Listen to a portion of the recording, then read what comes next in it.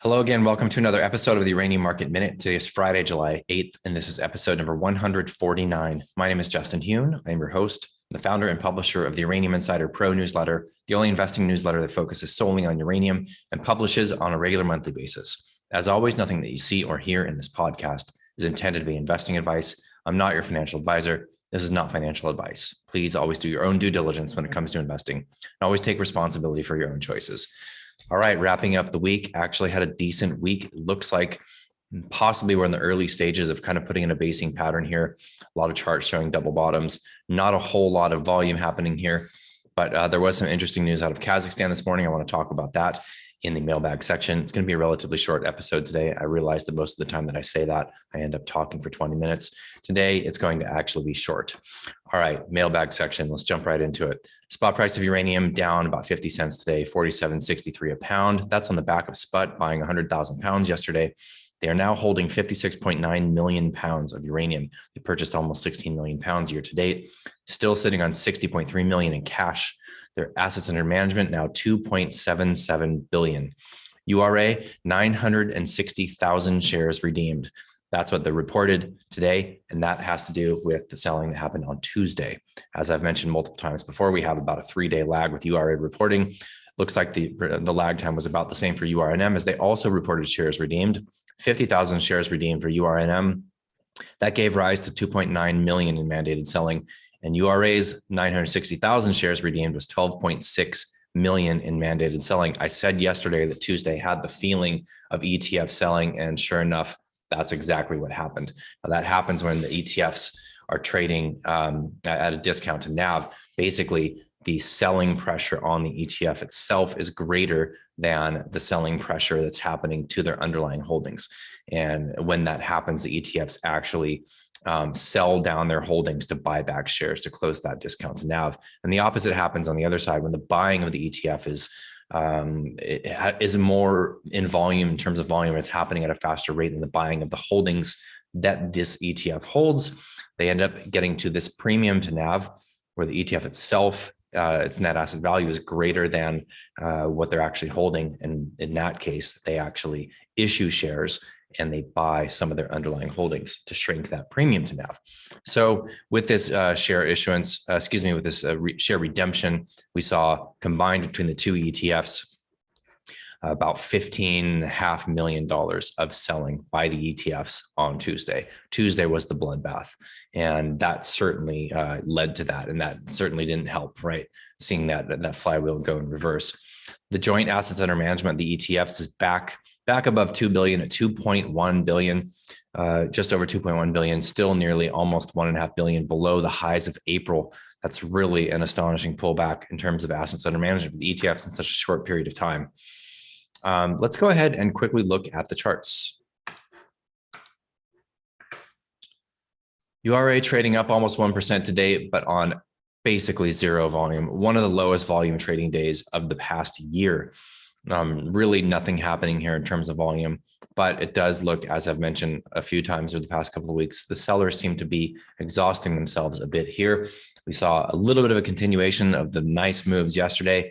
The S&P actually closed negative on the day. So to see our puppies up even 0.5%, 1%, 2% was very nice to see. But again, the volumes aren't there. This is not a breakout volume by any stretch of the imagination. So we're still not out of the woods here. However, things are definitely looking like they're turning a little bit more positive.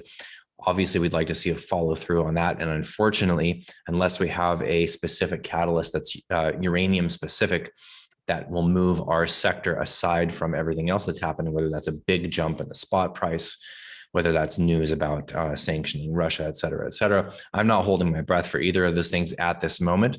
So I think that we are going to likely move largely based on how the markets react to the CPI numbers coming in next week. So we'll probably trade on light volume in either direction, Monday and Tuesday, leading up to that CPI. So let's look at the Sprott Physical Uranium Trust here. Spot trading up 1.3% on the day, although it did sell off substantially from its highs on the day. We're still and slowly closing that discount to NAV. We're probably at about a 9% discount to NAV here. after the spot price dropped 50 cents today, but the trust traded up 1.29% on the day. Still, like I've mentioned multiple times over the past many weeks, if not months, where's the volume? The volume's not there. The institutional interest is still largely held by the unique funds that are either uranium specific or at least have a substantial focus on the uranium sector, that are buying up shares on the cheap from retail that is panic selling. We're still not looking at a broad scale movement into this sector by institutional money. And we will see that in the volume in SPUT. We'll see that in the volume in ETFs and the volume in Cameco, et cetera.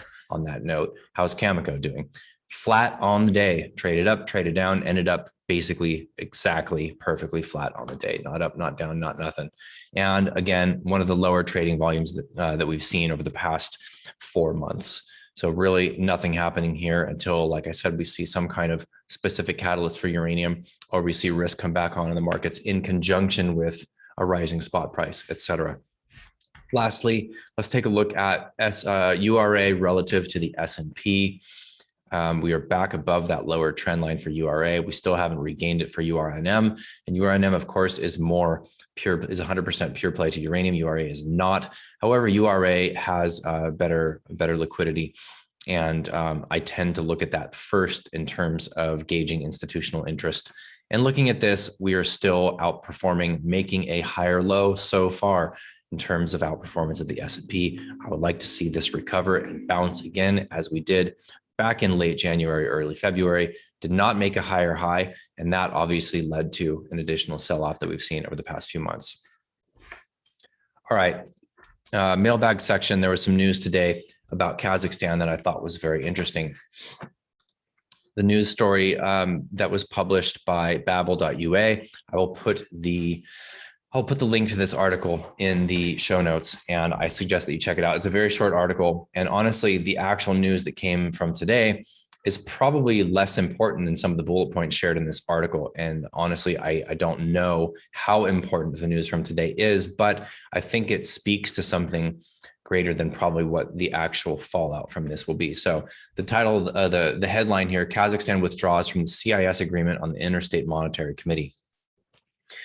Kazakhstan withdraws from the Commonwealth of Independent States Agreement. This is a decree from President Tokayev.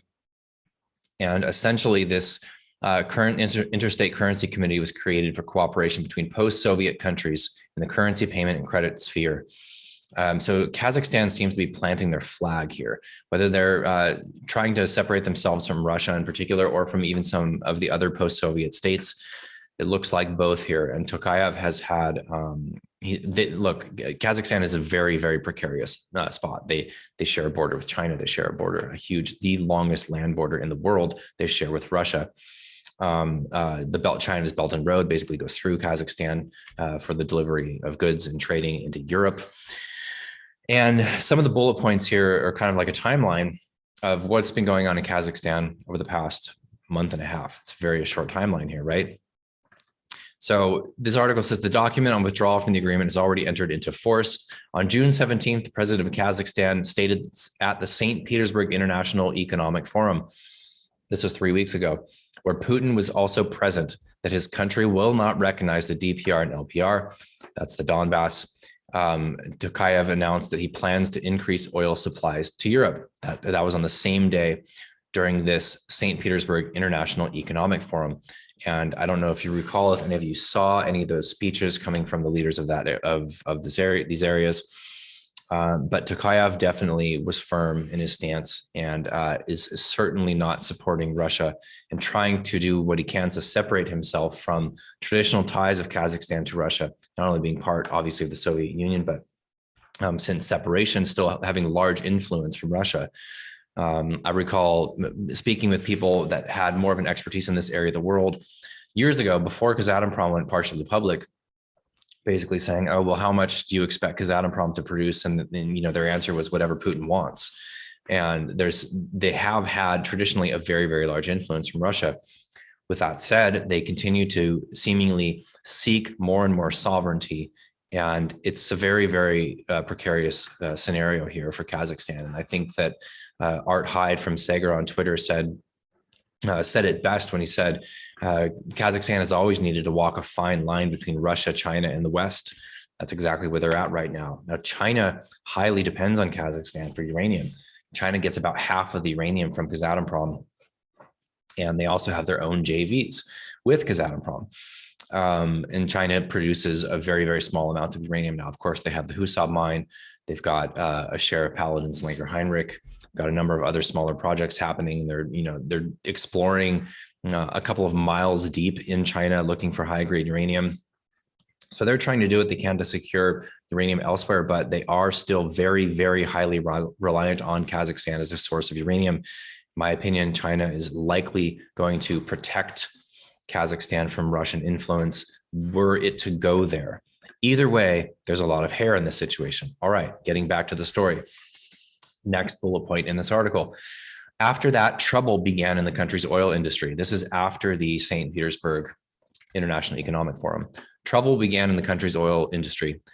The primary district court of, I apologize, I'm going to butcher these words, Novorossiysk closed an important terminal for the export of oil from Kazakhstan to Europe for 30 days. Then on July 6th, an explosion took place at the Kazakh Tengiz field, killing 2 people, injuring 3 others. This is 2 days ago.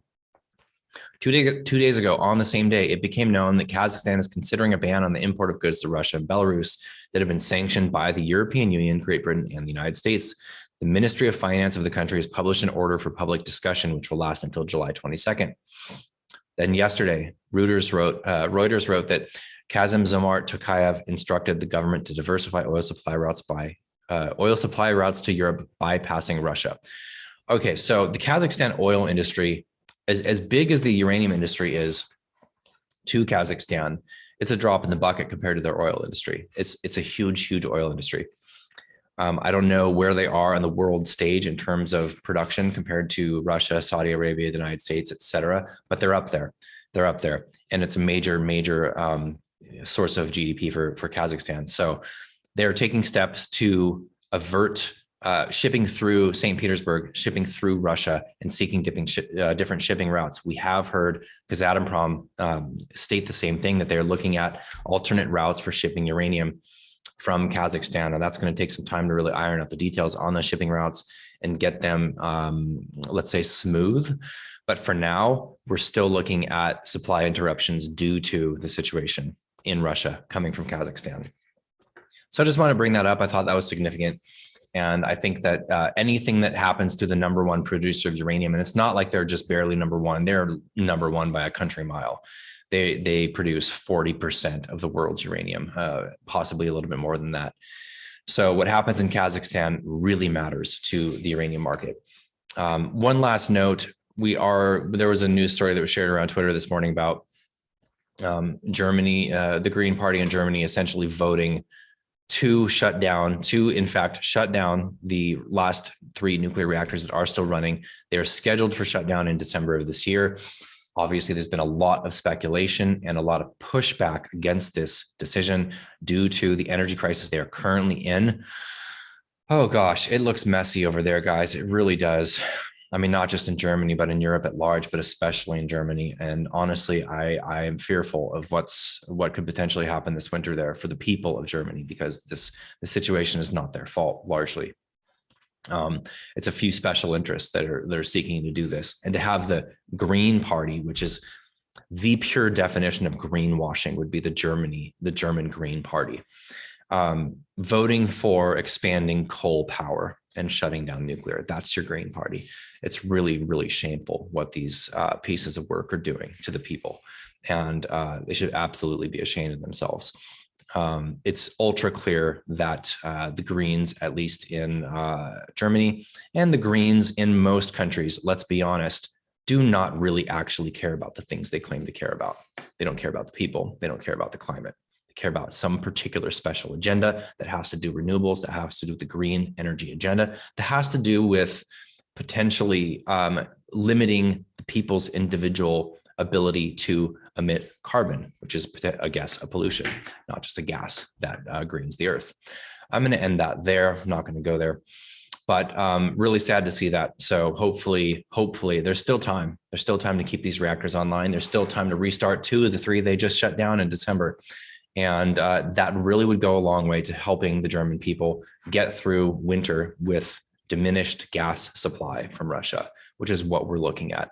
On top of that, France's nuclear fleet is operating at about 50% right now. Half of EDF's reactors are offline. This is due to maintenance. I think that a couple of them are out due to refueling outages, but most of them are maintenance and addressing issues with corrosion, et cetera. That's a whole nother story. France has done a terrible job over the past 10 years in terms of maintaining their fleet. And that has been underfunded. And now EDF that was, I think, 84% owned by the state. EDF now is 100% owned by the state. So hopefully that leads to something good for EDF and good for France's nuclear fleet and for the future of nuclear in France, because as we've seen over the past year, we've seen Macron come out and state that they want to expand their nuclear fleet. They want to build, I think it was 6 and up to 14 new nuclear reactors by 2035. These are large EPR2. So we really hope that the 100% ownership of EDF by the state will lead to additional funding to address the problems the reactors are having now.